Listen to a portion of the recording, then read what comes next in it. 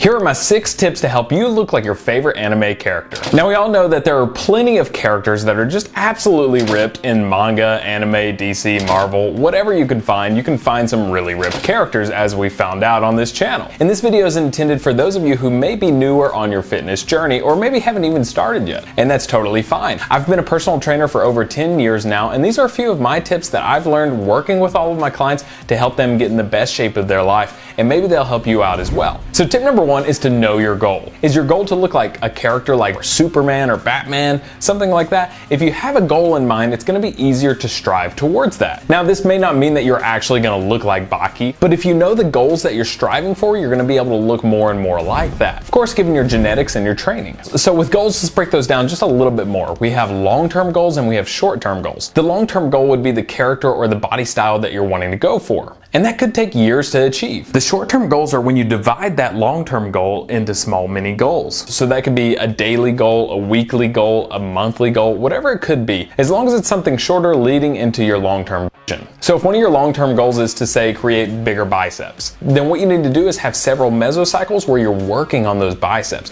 where you're actually adding in more volume and more intensity over time to help you achieve that goal. You'll get one step closer to achieving that long-term goal. But before you do any of this, tip number 2 may be the most important tip of them all, and that's to know your why. I'm sure you've heard this said before, but if you don't even know your why, you're going to be less motivated, especially when it gets hard over time. And to quote another fitness cliche, it's definitely a marathon and not a sprint. But if you know your why, that's going to help keep you consistent and motivated day to day, even when you don't feel like it. And most of the time, you probably won't even feel like it. But know that why. What is your why? Why do you want to lose weight? Why do you want to look like this character? What is the why, the deeper purpose, the deeper meaning behind all of that? If you can figure that out, that is going to be the motivation and the key that you'll need to cling on to for this full journey. Also, side note, keep in mind, fitness is a lifestyle. It's not really a destination. This is probably something that you'll want to implement into your life for the long haul. And yo, if you're enjoying this video, make sure to like and subscribe as it really helps out the channel. And stick around to the end for bonus tip number 7, which may be one of the most important ones. Tip number 3 is to learn and receive help. So especially if you're new to the fitness realm, it's really important to be educated about this field. And that can come through your own research, that can come through asking trusted sources like trainers or strength coaches. There's a lot of great YouTubers out there that you can follow, and you can learn a lot online. Just make sure that they're trusted, qualified, and educated. And when you receive help, make sure it's coming through a certified personal trainer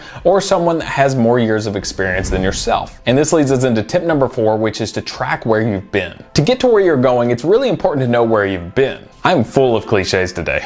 So what do I mean by that? A good example would be what I do with some of my clients. Before we ever even change their nutrition, what we'll have them do is just track what they're already doing for about 2 weeks. We'll see what their average caloric intake is per day, and then let's say they want to lose weight, we'll just drop that by about 300 to 400 calories. That could also come in the form of working out or steps as well. Let's say you want to lose body fat, but you're only averaging 4,000 steps a day, and that's over the course of 2 weeks. Know that by tracking that, and then from there we can just bump it up to averaging more like 6,000 or 7,000 steps per day. All right, so moving on to tip number 5 is create your own path. Everyone has their own fitness journey, their own unique ideal body that they want to strive for. What is yours? I encourage you to really get that and know exactly what that is. Is it to lose weight? Is it to gain muscle? Is it to look like a specific character? And taking it back to tip number 3, you may need help creating your own path. That's what personal trainers are for. And if personal training isn't the route for you, then that's why it's important to get educated on how to do this. And then tip number 6 is to step into that goal. And when you're on your path, there are some key factors to remember. Positive progress over time,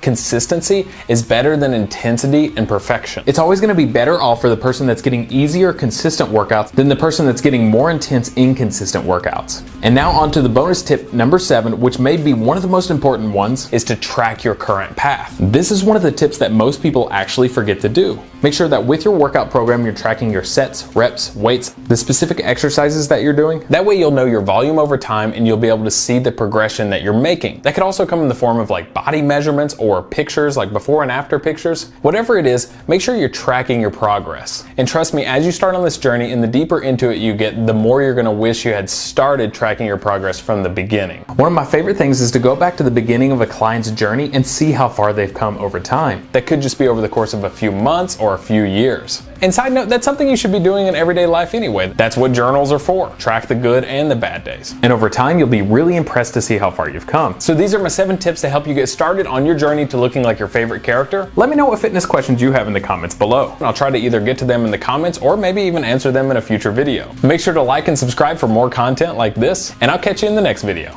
Also, P.S. what do you think about the new studio? I'm still working on it, but I think this is a pretty good start. What do you think?